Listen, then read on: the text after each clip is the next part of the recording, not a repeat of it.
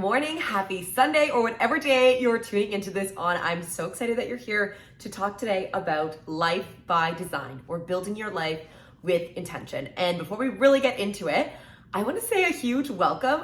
There's 25 new channel subscribers on here in the past 5 days, which is huge. That, to me, that is incredible.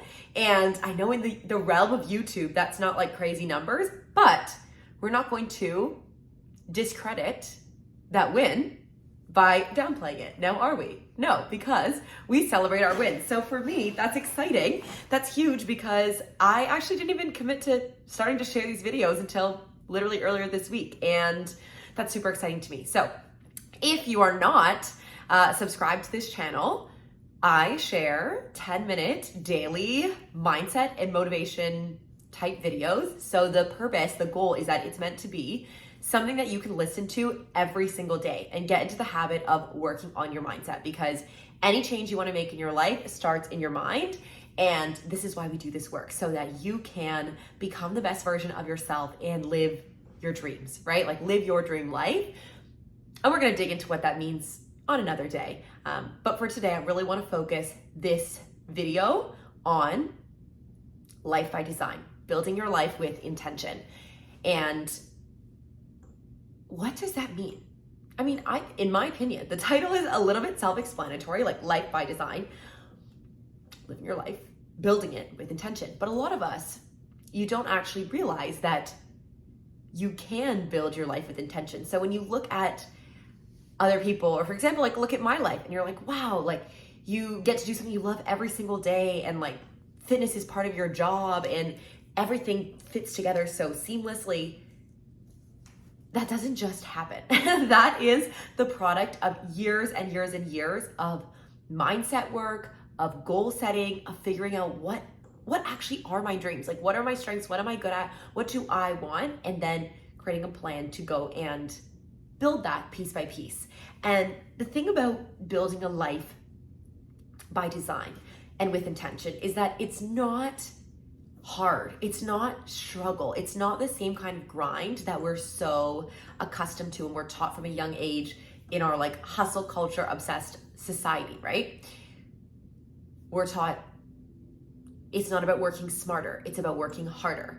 It's not about working smart. It's about working hard. So that means, the more time you're working, the better. And when we get into this realm of entrepreneurship or life by design, or really we're in that creative space, you can't actually tie productivity and results and output to time anymore, because time is a relative concept, right? And this is a hard thing to wrap your brain around if all we have been conditioned to is a very linear path where the harder you work and the more time you spend working, the more successful you are. And therefore, the more outwardly successful you are, therefore, quote unquote, the happier you should be. And if you have achieved any amount of outward success, especially if you are a recovering overachiever, hustle culture dropout, recovering perfectionist, recovering people pleaser, tell me, does the outward success make you feel inwardly successful? Yes, sometimes, but also sometimes it feels kind of empty, right? When we're chasing a goal for so long and you finally have it, it's almost what's next? The goalpost moves, right? How many times has the goalpost moved in your life? Once I have this, then I will go after what I really want. Once I have this, then I will have time to rest. Once I have achieved X, then I will enjoy. Once I have saved this much money, then I will start the business. And then we get into the when-then trap. I talked about this earlier this week. It's in the TikToks, the when-then trap. And there's another daily that was in too. When we're starting to consciously design our life, we need to get out of the hustle culture. We need to get out of the when-then trap. And it's this entirely new philosophy around living. And in my experience, it is a lot more fun. And if you're like, how do you know that? Let me tell you, I have been there. For years, 100% measured my self-worth through achievements, 100%. I was a straight A top student, involved in every extracurricular, like every single activity that I was involved in was a check mark on a sheet. And was I joining, for example, like towards the end of high school, I joined some sports teams. Did I actually want to be on the sports teams? My friends were on them, but quite frankly, other than the friends, like I didn't want to do the sport, but I thought it would look good on a university application. So I was checking all the boxes, right? And then when I actually, got into university, had the success, got a scholarship that I wasn't expecting, I was like, wow, was this really worth it to sacrifice my health, my well-being, right? Time with my family, friends, actually enjoying my life in high school. Was it really worth it for this acceptance, for this, next step on the ladder, for this sum of money? And I decided, no. You know what? I'm done. I'm no longer trading my health and my happiness for outward success. And this is where the process started. Now stay with me because we're really going to get into how to design your life, right? How to live life by design. We got about 4 minutes left here. So we're over halfway through. Every day, 10 minutes. You can stick with me through this, okay? And so the first 2 years of university, I spent a lot of time, like this is when I got really into personal development. And I didn't know that it was personal development at the time. I just got into, I actually had read like, okay, like successful people have morning routines. So therefore I should have a morning routine. And I read a book called Miracle Morning by Hal Elrod. That's where I started. And started creating this morning routine. And in this morning routine, you journal, you visualize, you meditate, you read or learn something like nonfiction. And I didn't realize at the time, but this is what, as I started asking myself, what do I want? What kind of career do you want to have? Because in business school, they kind of give you can do finance, marketing, accounting, or consulting. Like those are the only 4 career choices. And I just looked at that and I thought that's not what I want. Like I want to have fun at work every single day. I want to do something I love. I want to have time for my health and fitness. I want to have time to enjoy my life. I want to do something social. I don't want to be sitting at a desk all day. I'm still working on that one. And so then I'm trying to figure out, okay, these are the category, the things, the, lifestyle that I want.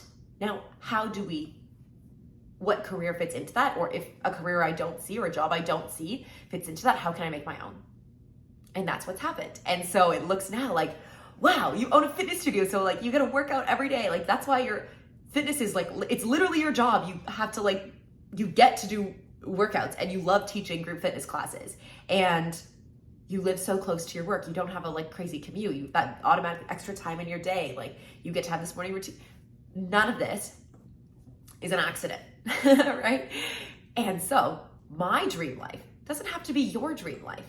Maybe you're like, that actually is my nightmare life, what you do. But that's not the point. The point is, what is the most authentic to you? So I want you to start by asking yourself, not what outward, right? Outwardly focused job title, achievement, award, salary, bonus that I want. What kind of lifestyle do I want? How do I want to spend my day? If you haven't done the dream day exercise, I don't have a daily on that yet, but I will. It's on the list. I have every day more ideas on dailies than I have time to record. And we're almost at time here. So what is that day to day? Like, would you work from home? Would you work in an office? Are you doing something social? Are you doing something very independent? Are you in the flow state? Are you really structured with time? What would make you the happiest? What comes easy and natural? And this is the thing.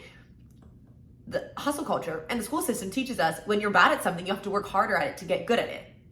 Whereas this be your best philosophy is like, okay, some things don't come naturally to you. What are the things that do? Work harder at the things that already come naturally and that you're already good at so you can become better, to become, the best version of yourself you could be, or the best in your field, or the best in your industry, whatever it is, the best in your community, to have that sense of personal satisfaction, fulfillment, and achievement that no amount of money or accomplishments can buy.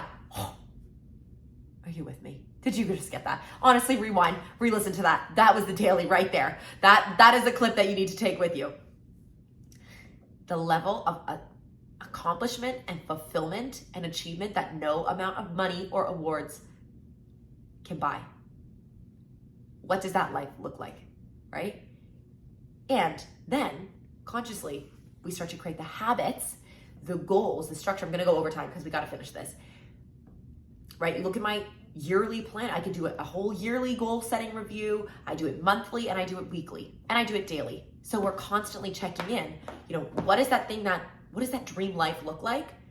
Break that down into a yearly basis, into a monthly basis, into a weekly basis, into a daily basis, so that every single day you get to live your dream day over and over and over.